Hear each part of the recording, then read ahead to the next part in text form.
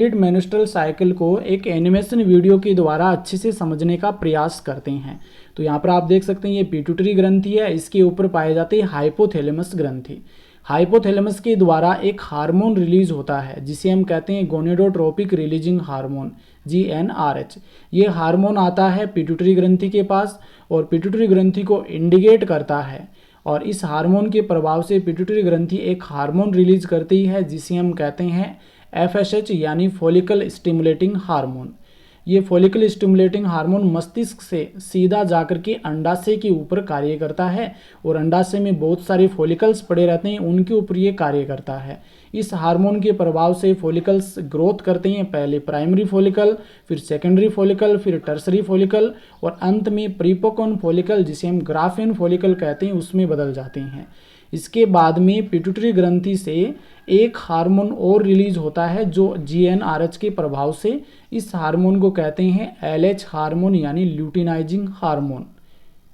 ये हार्मोन जब मासिक चक्र का 14वां दिन होता है तो उस समय ये अत्यधिक मात्रा हो जाती है, यानी कि LH हार्मोन है ये लगभग 14वें दिन अधिकतम मात्रा पर पहुंच जाता है।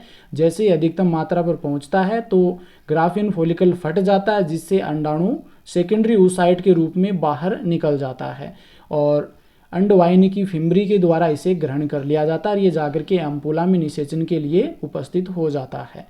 पीछे जो ग्राफिन फॉलिकल की शेष कोशिकाएं बचती हैं ये क्या करती हैं, व्यवस्थित होकर के एक ग्रंथि का निर्माण कर लेती हैं जिसे हम कार्पस ल्यूटियम कहते हैं।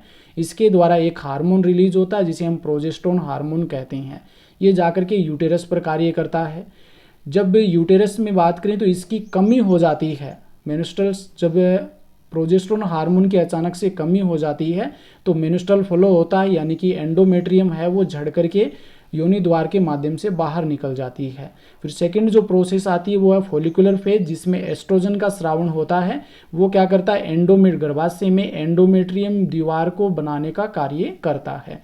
इसके बाद में 14वें दिन LH हार्मोन की अधिक मात्रा हो जाती है, फिर अंडोत्सर्ग की क्रिया होती है, ओवुलेशन की क्रिया होती है। ओवुलेशन के बाद में आती है लूटियल फेज जिसे हम सेक्रेटरी फेज भी कहते हैं। इसमें एंडोमेट्रियम में क्या होता है, कुछ पदार्थों का सिक्रेशन होता है, और जो कार्पस ल्यूटियम है उसके द्वारा प्रोजेस्टेरोन हार्मोन का सिक्रेशन होता है और अत्यधिक मात्रा होती है ल्यूटियल फेज में। फिर अचानक से जो कार्पस ल्यूटियम होता है ये डिग्रेड होने लगता है जिसे प्रोजेस्टेरोन हार्मोन में कमी आती है, और फिर जो एंडोमेट्रियम झड़ जाती है और रक्तस्राव के माध्यम से जो क्षतिग्रस्त ऊतक है वो बाहर निकल जाता है।